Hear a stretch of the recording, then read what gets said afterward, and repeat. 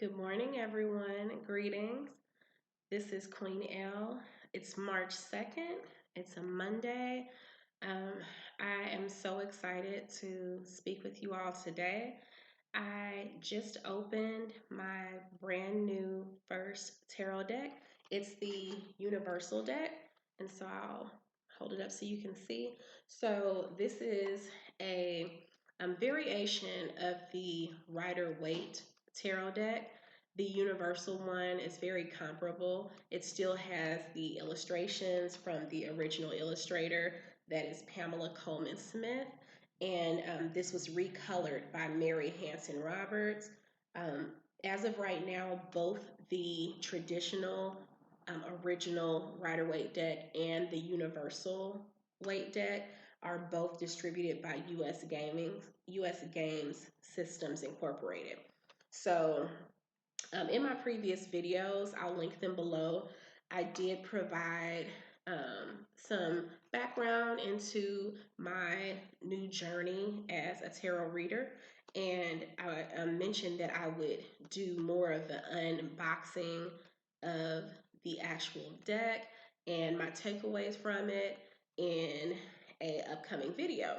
So I'm here today to just discuss this some more. So something that I did, and I'll just give a bit of background on what I did this morning. This morning I took out all of the cards. There are 78 cards in this deck. I took all of the cards out, and I first just held the cards and said a personal prayer, just thanking the cards for coming into my possession. It's a new deck. I know that these decks are mass produced, and like I said in one of my previous videos, the deck of cards truly is a deck of cards. They are paper. However, it's what you put into them, what you bring to them, and with your own intuition and just I'm learning about some clairvoyant abilities that I have, and just channeling the energy that the cards can provide you, and using your own intuition as in conjunction with that to assist whomever is asking for additional guidance from the cards, whether it's you doing a reading for yourself or doing readings for others, and just to channel that energy and welcome that energy. And so that's what I'm all about. So I held all of the cards together, said a prayer about the cards, receiving them wholeheartedly.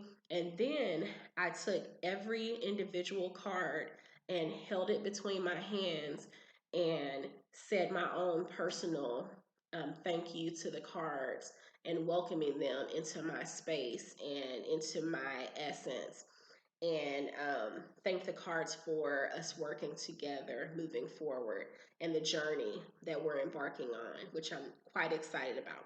So I did that for all 78 cards individually. Well, something crazy happened, and I was very, not really thrown off, because I definitely understand that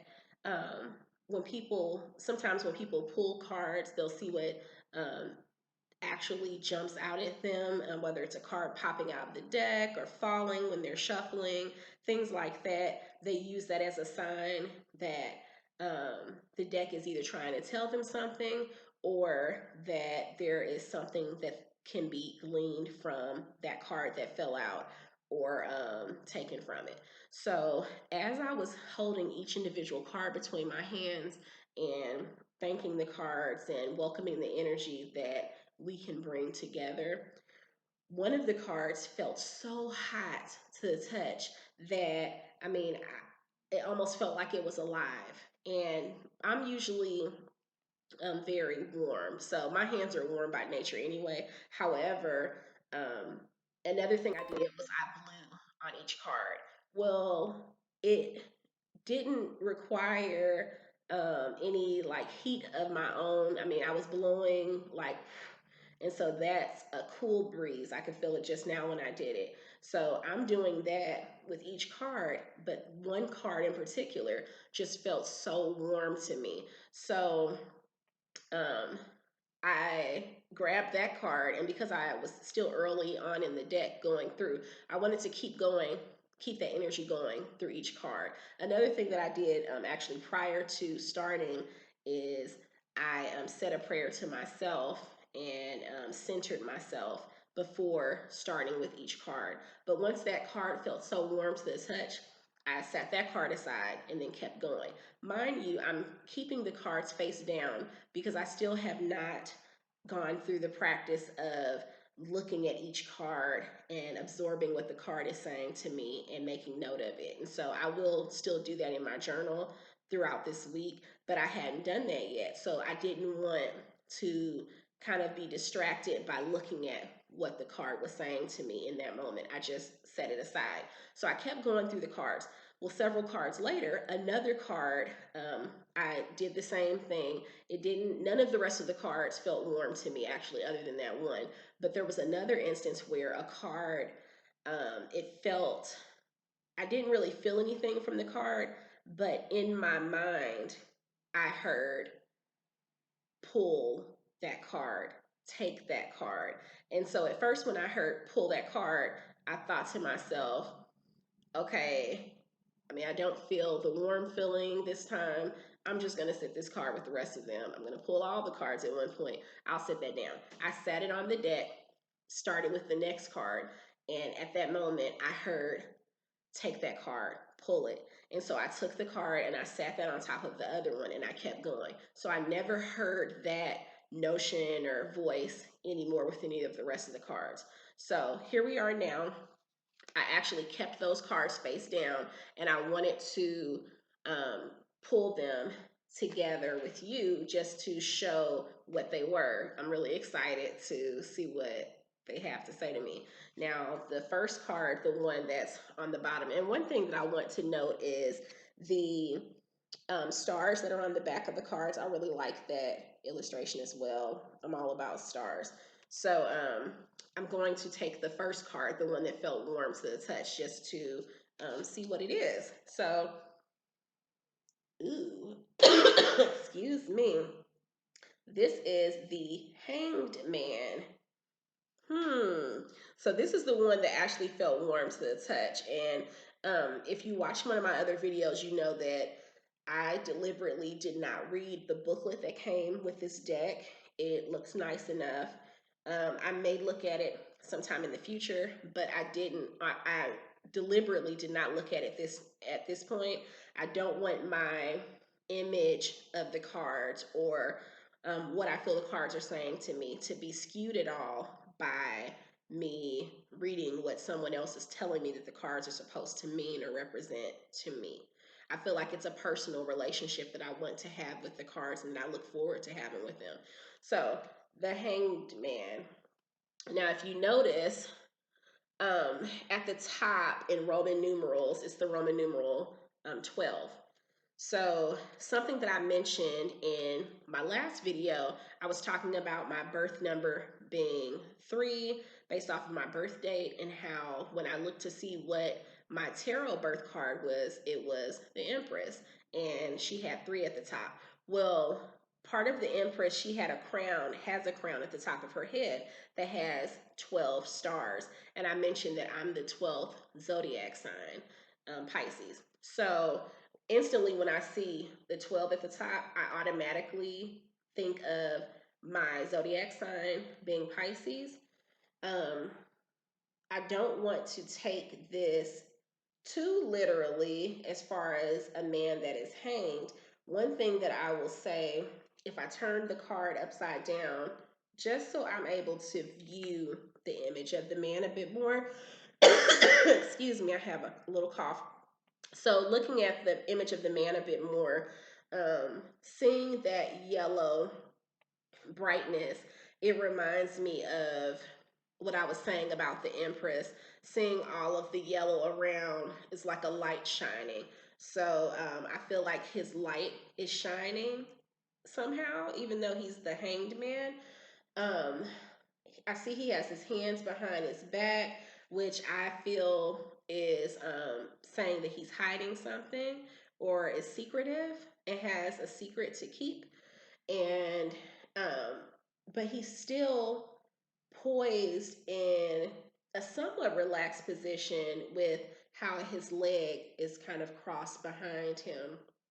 Um, so it's quite interesting. Now, turning it back the way that the illustrator intended, um, just looking at the shape.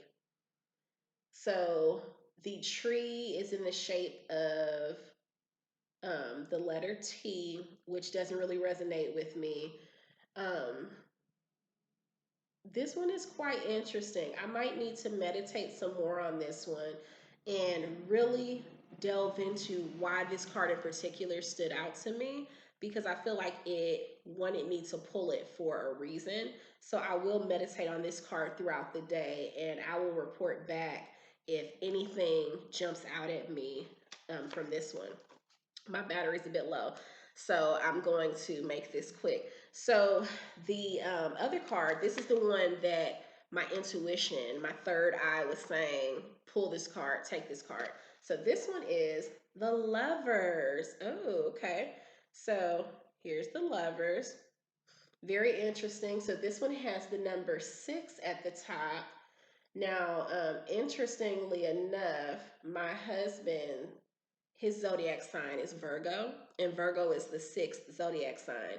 Something, I mean, I definitely love astrology. I love studying the zodiac.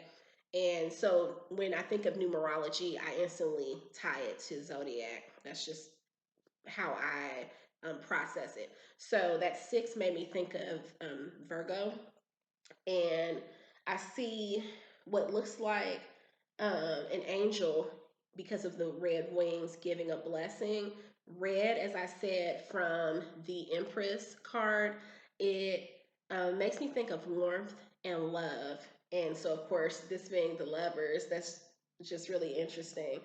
Now, of course, this appears to be an image of Adam and Eve in the biblical times. The reason why I say that is because, I mean, not just the fact that they're nude, but here's the tree with fruit on it. You see the snake or serpent circling around the tree right next to Eve, who I'm assuming that is.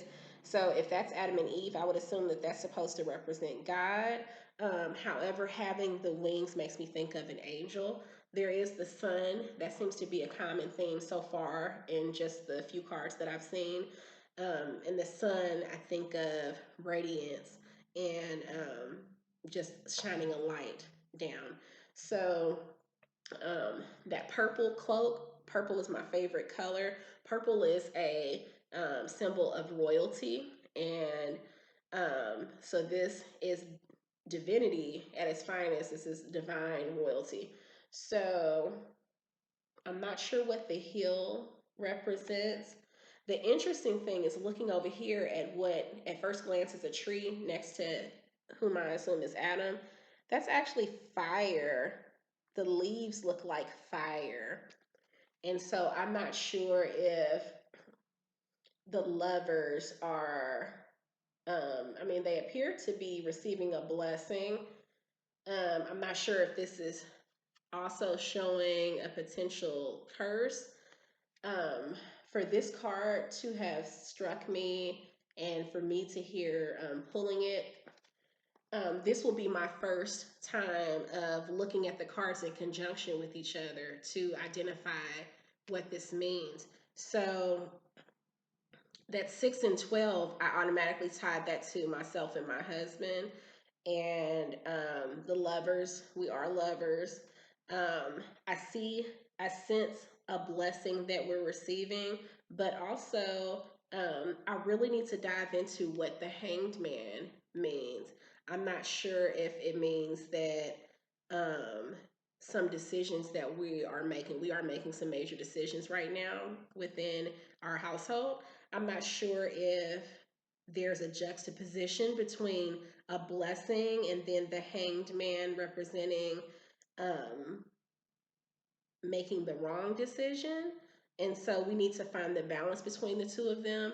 I would actually be interested in pulling a third card to do a 3 card spread and see what that third card is saying and see if it maybe ties the two together. So look forward to a video on that. So I do plan to do that, as well as um, I want to do an interview spread. So I'll probably do an interview spread first, and my battery is really low. So I do want to do an interview spread first with my deck, just to see what the deck is telling me that it wants to do and how it will serve me, and its limitations as well as its strengths.